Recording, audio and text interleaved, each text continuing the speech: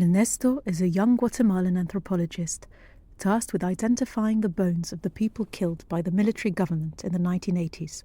One day, while hearing the account of an old woman, he thinks he's found a lead that might guide him to his father, a guerrillero who went missing during the war. Meanwhile, his mother Cristina is about to testify at the trial of former soldiers who took part in the genocide.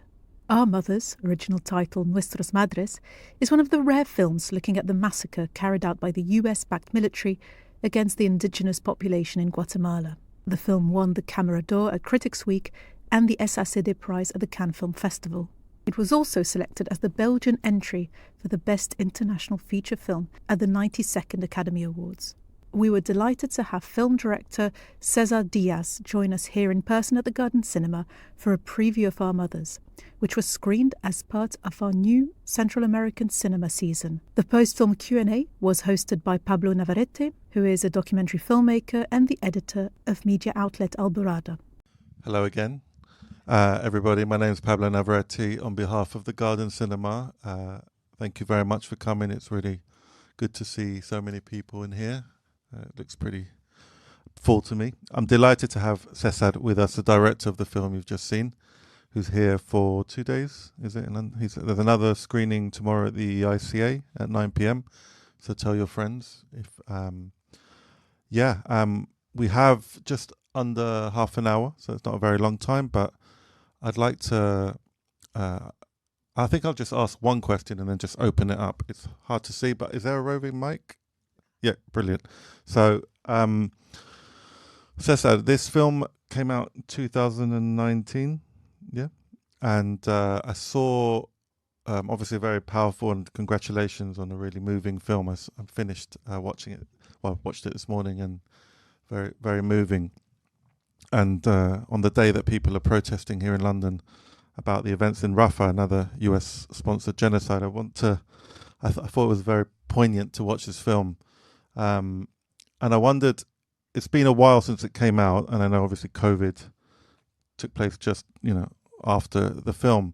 I saw a speech that you gave at the Cannes Film Festival where it won the prize, the Caméra d'Or, and you dedicated the film to the 250,000 people that died during the Guatemalan genocide, which took place during the Guatemalan Civil War, 1960 to 1996, I think is the time frame that people use.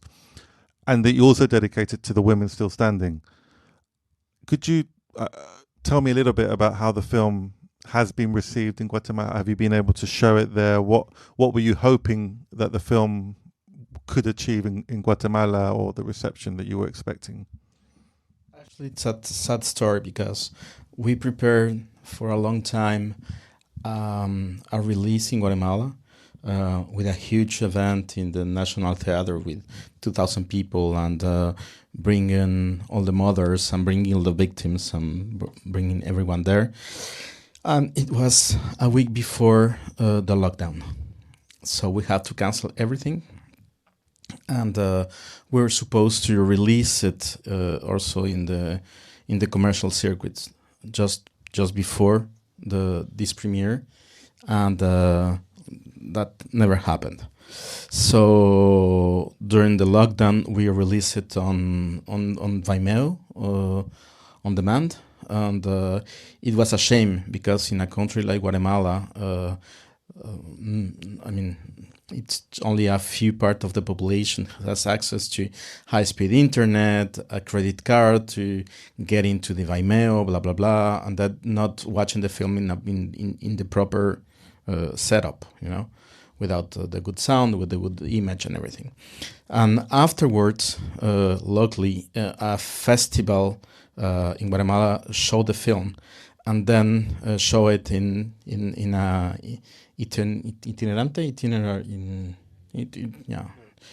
and then they show it in many communities.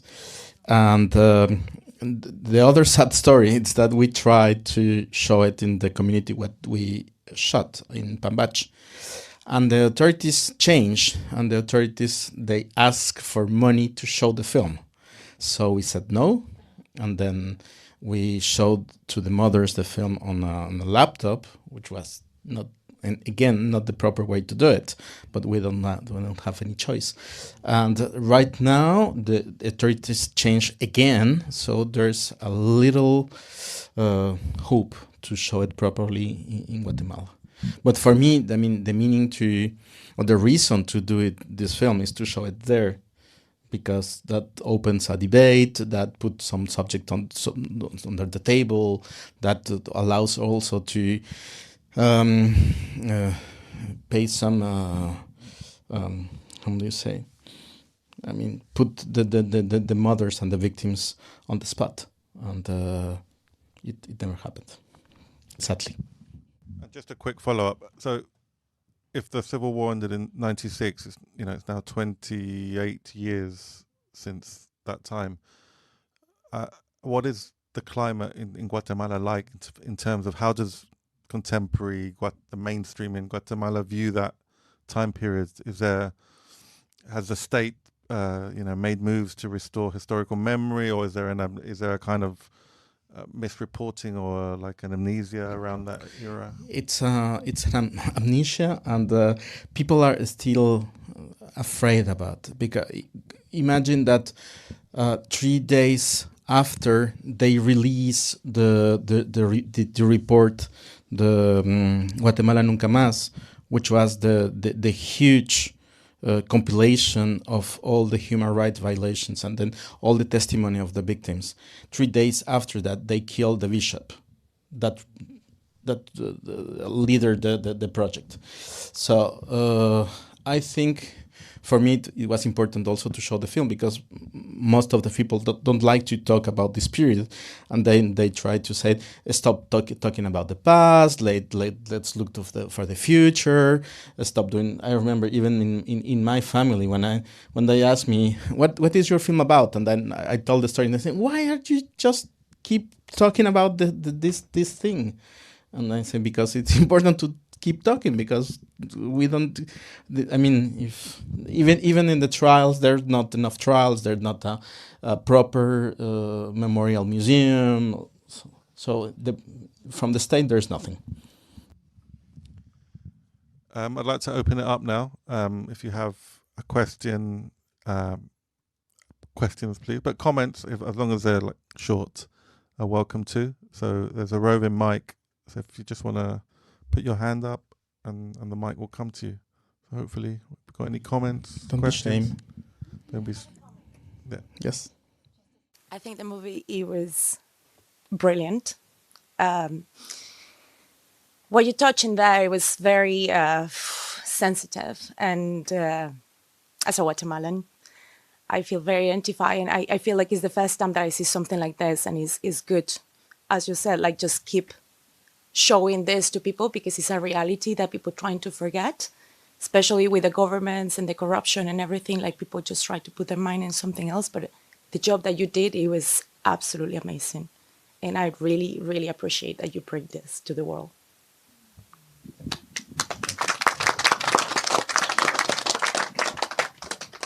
Any other? Oh. Hi. Well, first and foremost, thank you for doing this. I echo her comment. Growing up in Guatemala during this time, no one would talk about this. You would, might see the press, you might see things, but no one would ever talk about it. And it's only now, so many years afterwards, that you bring the story in a way that people can relate to it. So again, thank you. Hola. Hola. Paisano. I'm from Guatemala also. Very thankful for this film. I grew up in the city, in a school where they never taught me about this. And I had to come to different scenarios with people where one anthropologist told me, if you don't know what all these people have suffered, go to the area Ixil and you will know what the civil war made to this country. So I think it's really moving. Now I am an anthropologist. And thank you for putting this. And I think it's a very important film that I hope one day also my brother see, because I know they don't have any idea about what happened on those years, just like myself. Thank you. Thank you. Actually, I also want to echo what has been said before, and thank you really very much for putting this film and making this film. And I'm Chilean, and in a way there are many things in your film that are very similar to what happened in Chile, although the scale is completely different. But certainly, I think one of the incredible things is you managed to portray the feeling of those people who have got people who've been made disappeared, and they were killed and they don't know what they are, and the need for those people to hang on to something that they can pray to or remember, and that's so important for closure, in a way, a little bit of closure. Although certainly it will never bring justice to those people, but one of the things that, I mean, in a way, in Chile, in my country at least, a little bit of, we have achieved a little bit of justice, not as we would have liked to, and there are still people who are disappeared and we don't know whether they are, but certainly not the number. But in the case of Guatemala, that the world knew so little about it, because for Chile, most people knew about the coup in Chile. Most people, I mean, certainly in this country, there was a lot of solidarity, what was going on in Chile. We had a lot of, I came as a political refugee here after the coup. We had a lot of support from countries all over Europe, really, I think all over the world. But why wasn't that Guatemala didn't capture that attention? I know probably there were political circumstances around the world, but also why hasn't it been possible to get a little bit of justice, in the sense that you could have more trials, that there could be a museum or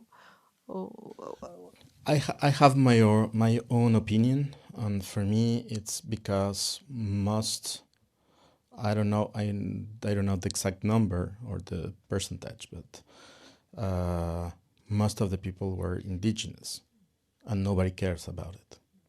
I am sure if they were white or mixed, it will be a scandal. It was 250,000 people at least, wasn't it? No, it was 200,000 people were killed and 45,000 were disappeared. And most of them were indigenous. And I think there's a racist, how do you say, filter. This is why I think nobody talk about it. And I mean, Guatemala was a laboratory for many things: torture, intelligence, techniques of war, and nobody talk about it because they did it in the Altiplano, with the indigenous communities. This is my own opinion, I think, because, for example, there are huge cases. Like the massacre of the Spanish embassy, and they talk about it because inside the embassy they were Spanish citizens, not because of the Guatemalan people. And this is a special case. This case went to the Spanish court, and then they did the whole round. But for the other ones, there's no justice because we still living in a very racist state. This is why I think. Yes, I just thank you for this amazing film. How was you working with all these women from the community? I just wanted to know, you approached them, were they willing to be part of this? And I don't know, I just want to know a bit more about how that worked. I researched for a very long time. And at the very beginning, the film was named Uspantan because it was the community that I wanted to work with. And not even Uspantan, it was a little community near Uspantan named Caracol. And in this community, it happened a massacre. And the thing, when finally I get the funding to shoot the film, again, the authorities changed, and I was not allowed to film in Caracol, and I was not allowed to work with the people of this community anymore. Because there's, I mean, when a major change, he is just, I mean, like a king of this space. So as I did a huge research with the FAVJ, with the foundation, the forensic foundation, we start doing like a casting, like a community casting, where the massacre happened. So I start going with them, community by community. And when I came to Pambach, the community were shut, the women took my hand and bring me to the church, and they start just to tell me the whole story. I mean, the trucks come from here, the soldiers from there, they start shooting there, they rape me here, and I was like, okay. It was very intense experience, and I said, why are you telling me this just like this? And they said, because nobody believed in us, and we need someone to tell the story. And I said, okay, this is where I start working with. And at the very beginning, I want one of the widows to be Nicolasa's part.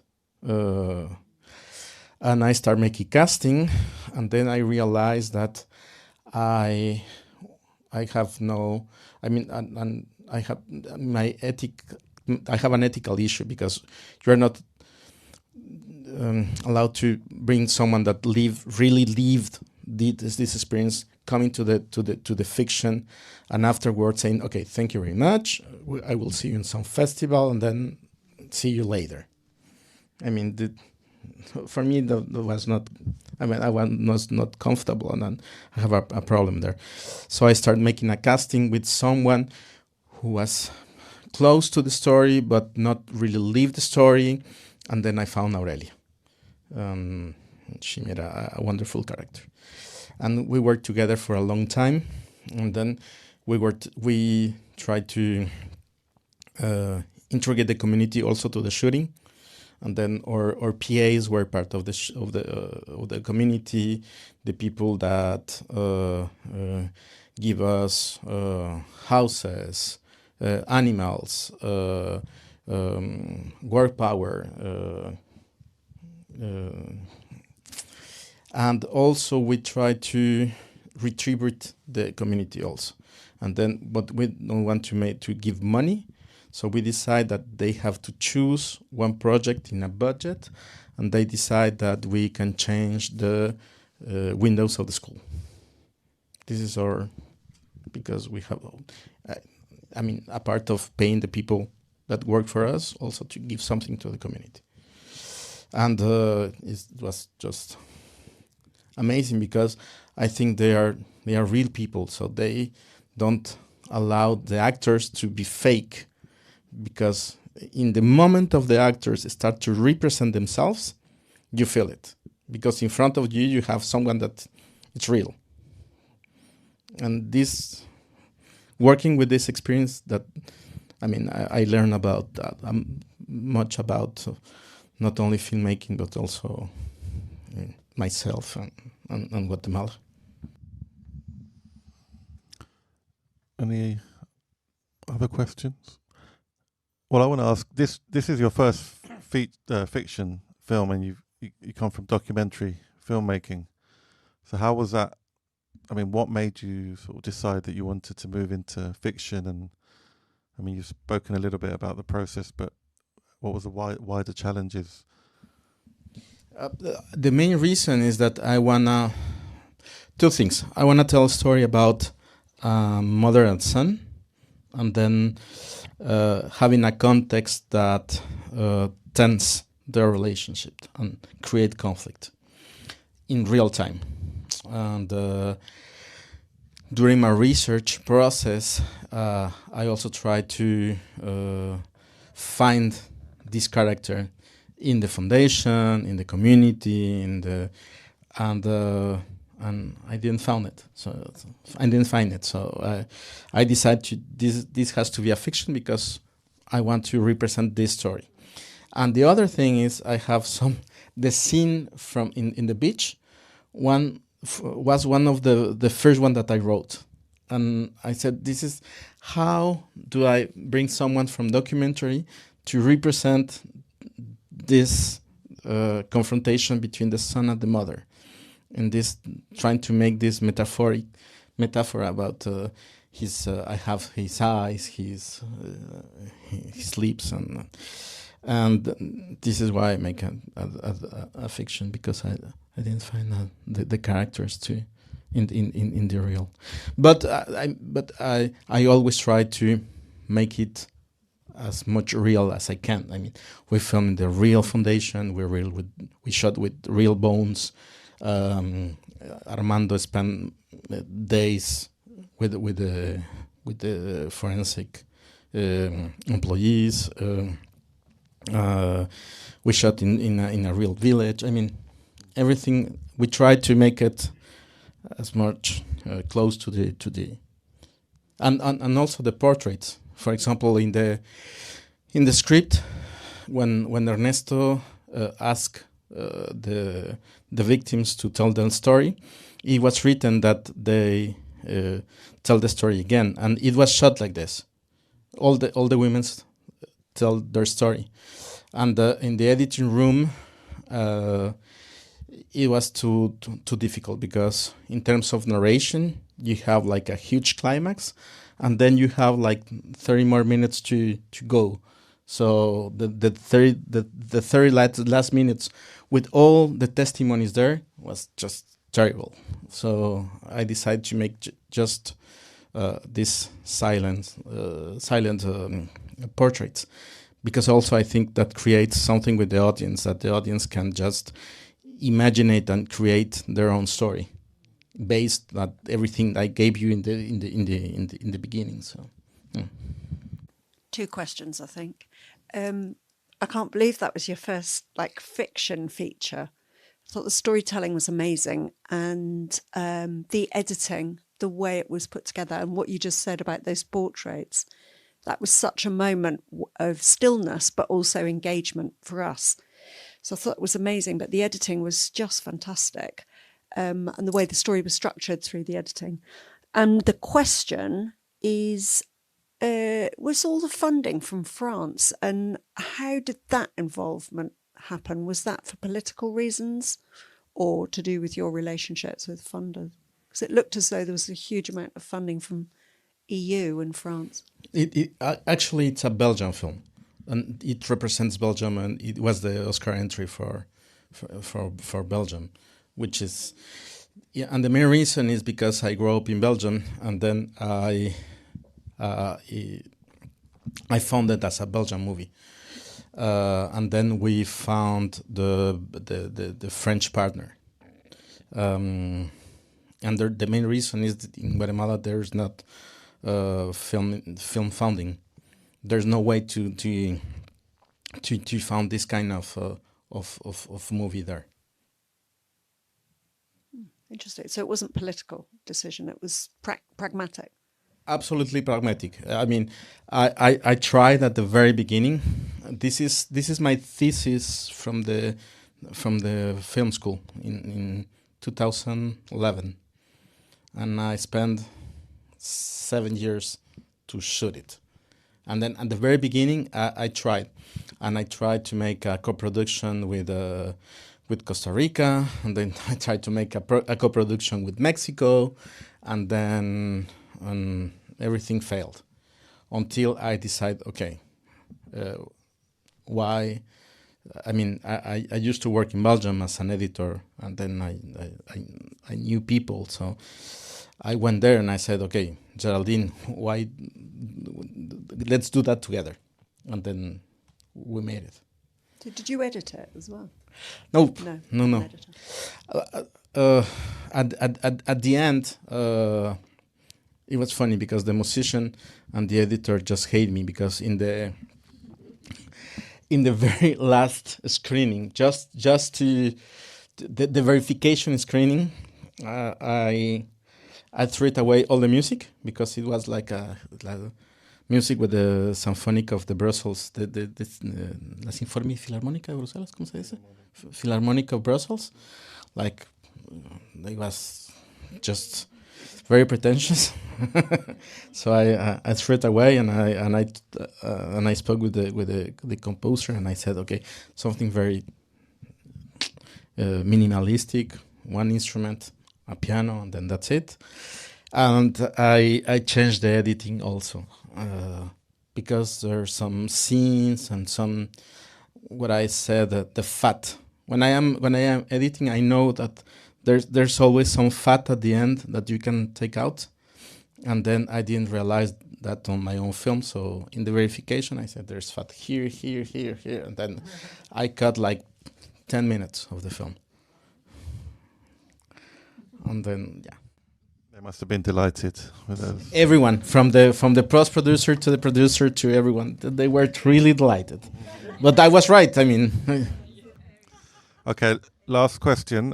What's next? What are you working on now? I am finishing a new feature, again about a guerrilla fighter that leaves his child in Guatemala and goes to Mexico, and 10 years later the child comes to Mexico and they have to know each other after 10 years. And it's named Mexico 86, and I am finishing right now, and it will be released soon, I hope. We look forward to seeing it at the Garden Cinema. So thank you very much, César, once again, just for a brilliant film, and thank you. And to remind you that there is a whole season. This is the third film in a season of Central American films programmed by Abla, Candelaft, and other colleagues here. And so, pick up the flyer, check out the other films, and also to plug that I'll be here on the 8th of June at 1:30, chairing a Q&A with another Pablo, a Chilean-Canadian Pablo, who's made a very good documentary on mural art in Chile and the links with politics and the past, the Allende government and muralism now. So that's called Chile Estyle on the 8th of June. So thank you very much for coming. Thank you to César, and hopefully see you at future Central America Cinema. And your screenings, another one tomorrow at 9 at the ICA. So tell your friends. Thank you. Thank you very much.